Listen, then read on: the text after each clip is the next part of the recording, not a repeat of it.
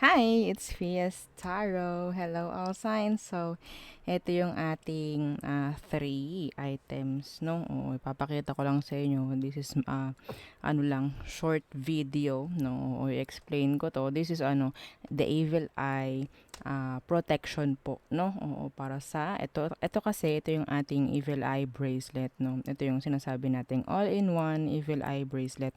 So, mapapansin nyo, meron dyang limang color, no? Oo, limang colors ng evil eye. So, may kanya-kanya yan.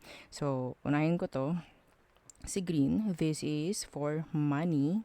Okay, itong si evil eye na blue, this is for, yun nga, protection. Okay, this pink one is sabihin natin for health. Okay, so ito namang red, this is for love. And ito namang color black, this is sabihin natin para sa healing. Okay, so pwedeng matutulungan ka nun pagdating sa healing process mo if ever. Okay, so nakalagay rin dito, meron dalawang initial. So kukunin namin if ever na kung anong gusto nyong ilagay na initial. Kunyari sa pangalan ninyo, first letter sa name, first letter sa surname, parang ganyan.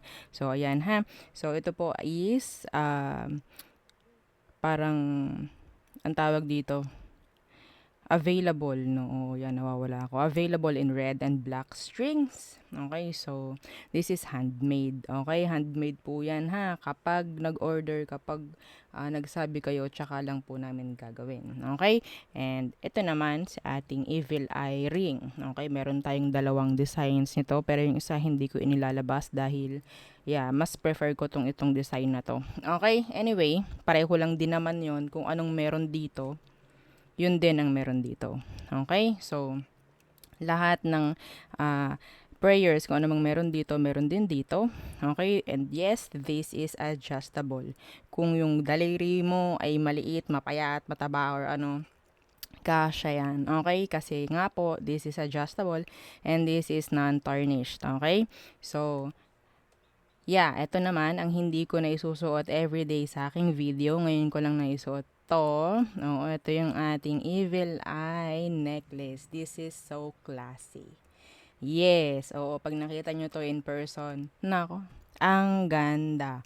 Kung anong meron dito, meron din syempre to. This is for overall protection. Okay, you can wear this alone. Ito din, ito din. Okay, pero yes, mas maganda kung kuha mo lahat to, no? And syempre, ang maganda dyan, no? Ito at ito, kung titingnan nyo, di ba? Kung wala ito, yes, pwedeng ah, sa mga occasions, 'di ba? Maganda. Yeah, kung titingnan niyo, 'di ba? Ito rin. Wait lang, ating is ano. O yan, 'di ba? So ito siya.